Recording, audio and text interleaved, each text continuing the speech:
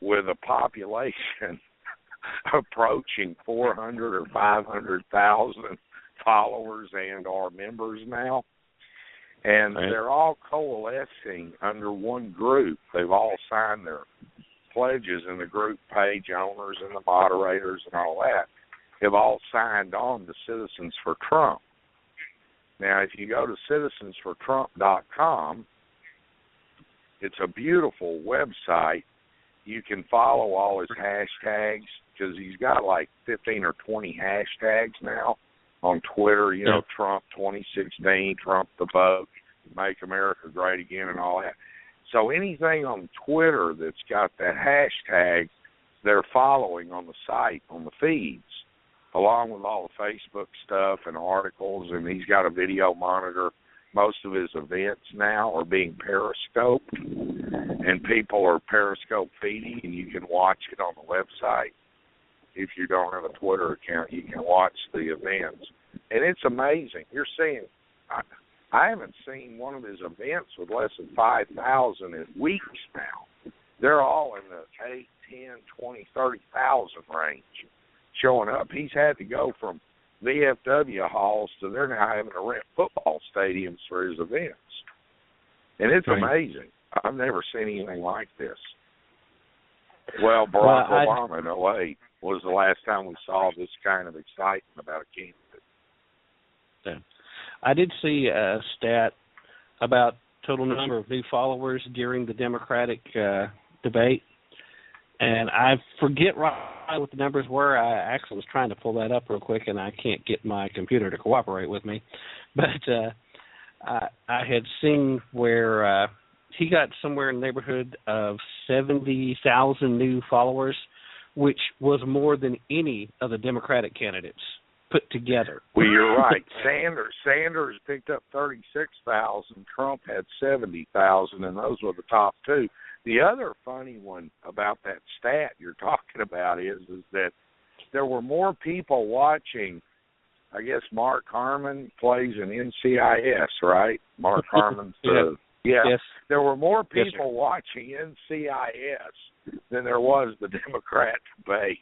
And then when Fox News had their debate with all of them, it trumped no pun intended, well, maybe there is a pun intended, it trumped everything in television that night.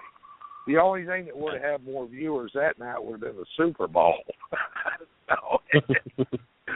I think it's hysterical. I'm loving this because what it's showing is the grassroots America is angry, and it's showing how powerful grassroots America really is. They've been beat down for so long, and now they're rising up, and the establishment and the media and the New York Times and everybody's going, what is going on? And that's what's going on.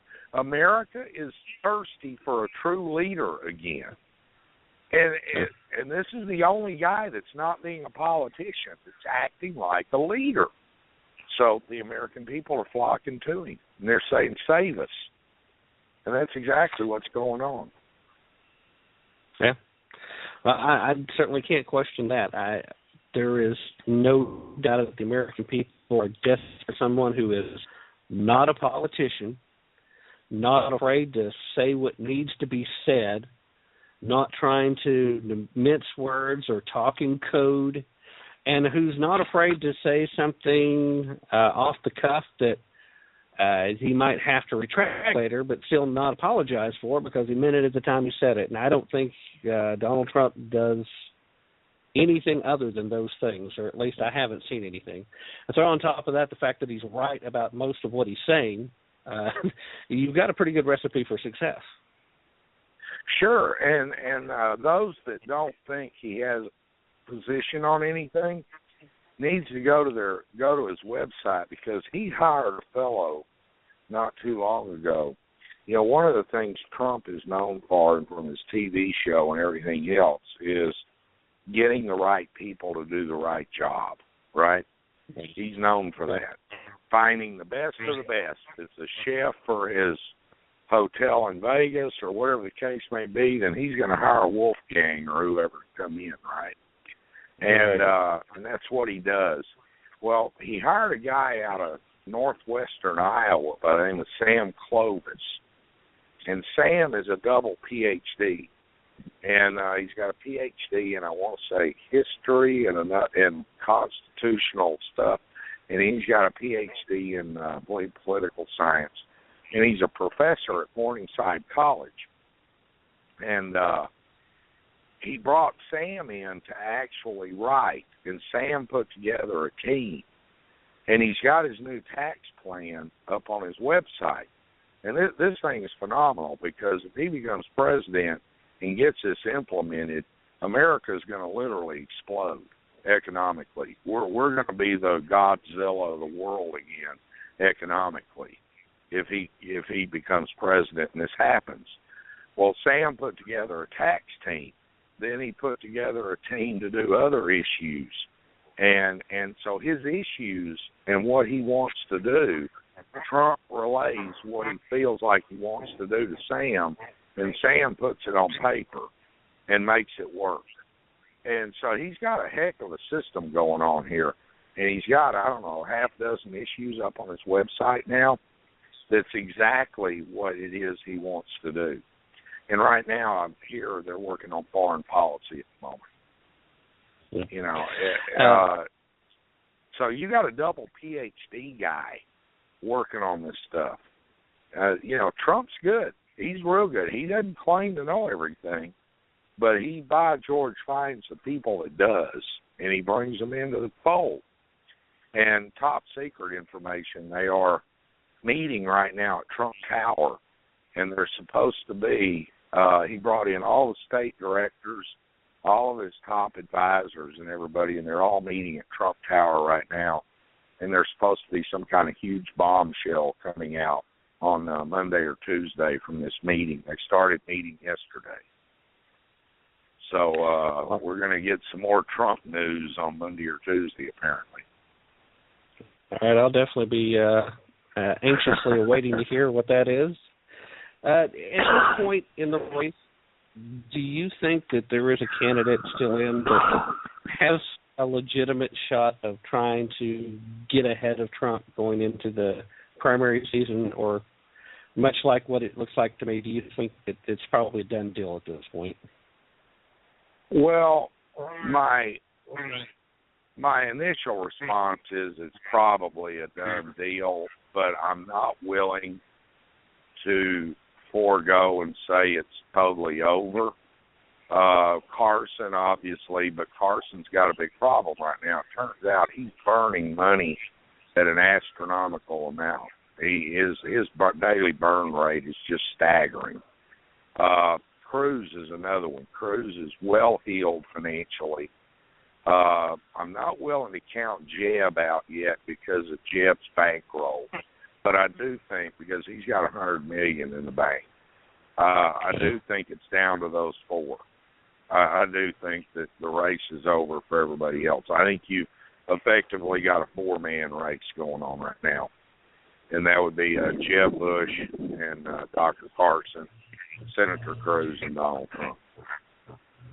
Well, I know when they made the announcement that Jeb was having to cut back their spending, to me that signaled that they were wanting to cut back not because they really needed to, because I don't think anybody's raising more money than Jeb's capable of pulling.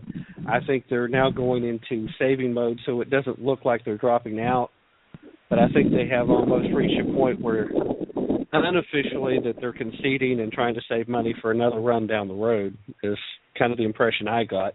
Now, naturally, excuse me, naturally I'm not in that camp, so I can't say with certainty. I'm just saying that from the outside, from what I've seen before, from having paid attention, that's what that looked like to me. You know, Tim, it's an interesting observation because I've got pretty much the same one. And I'll tell you why I say that. I don't think his heart's in it. I really don't. Yeah. I don't think his heart's ever been in it. He was happy. Here was a guy, he had been a two-term retired governor. He's getting a nice paycheck from the state of Florida. He's living on the beach. He's got family wealth. He sits on the board of a dozen corporations where they pay him some stupid salary just to be there. You know, he's a figurehead of these Florida-based corporations. And he goes around and gives a few speeches, gets written a few big checks for that, and life is good. And then all of a sudden one day Karl Rove and Reince Priebus and everybody else shows up a couple of years ago and starts beating him over the head. Jeb, you got to run. Jeb, you got to run. No, I don't think I want to run, and my mama doesn't want me to run either. She said there's been enough bushes. No, Jeb, you got to go, man. We can put you in there. You can be president. And finally they talked him into it. And I just don't think I don't think Jeb's a bad guy. I really don't. I think he's a great husband, a great father, was a good governor. I think he's done everything right. I think he just wanted to be left alone, and everybody kept beating him up and forcing him into doing something that he really didn't want to do. Because I don't see the passion in him like you see in a Cruz, or you see in a Bobby Jindal, or you see in Donald. He just doesn't have that. I guess fire in the belly is the best way to describe it, Tim. It's just not there with him. And I don't think the guy wants to. I think you're absolutely right. You know, he's got all these super PACs that raised all his money on his behalf. And Karl Rove, American Crossroads, and all those guys. And I think what you're going to see here pretty shortly is he's going to say, I'm done. See ya. I'm going home. And here, we'll take this money and back somebody else with it. And I think that's what they're going to do. I really do, because he's in it if he wants to be, but I don't, because of his bankroll. But I don't see the passion. You're right. I don't see it. You do in Cruz, and I think if Cruz isn't the Veep nominee, he'll be something really high-ranking in the administration if he doesn't win the nomination. If Donald, for some reason, implodes, you'll see him. I think he'll be there at the end. I really do. Well, excuse me. All right. Well, I've just got a few minutes left of the show, so we're going to have to kind of draw it to an end. And I want to thank you for hanging with me longer than we talked about and touching on this topic as well. But like I said, I had a feeling you'd have plenty to say about it and didn't really need any prep time, and I didn't think you'd mind. No problem, my friend. I'm honored as always. Well, it's always great to talk to you, and I'll be bugging you to be on again probably fairly soon. I want to go ahead and send a shout-out to everybody still in the chat room. I see Daisy Donovan has hopped into the chat room, so she's listening in. Thanks for joining us, Daisy. Always a pleasure. Enjoyed having you on the show last week and had a great conversation. And hopefully I'll have you on again soon too, Daisy. In the meanwhile, I am going to go ahead and start signing out, but before I do that, I want to remind everybody, don't take my word for it. But definitely don't take their word for it. Take a little time, do your own research, and always be prepared to put in some effort if you really want to tap into the truth. Thanks again, Ken. Appreciate you being on, and I will talk to you again real soon, my friend. Thank you, my friend. It was a pleasure. Bye-bye. All right. Thank you. Bye. All right, everybody. I want to make sure that everybody else out there has a fantastic upcoming week. And remember, we'll be back here again next Sunday. We'll talk about some of the things that I obviously didn't get to today, but had a really great conversation earlier with Tennessee State Representative Sheila Butt. So if you joined this program late, check out the show in archives. She checked in with us at about the 3:30 mark, so about 3 minutes into the show.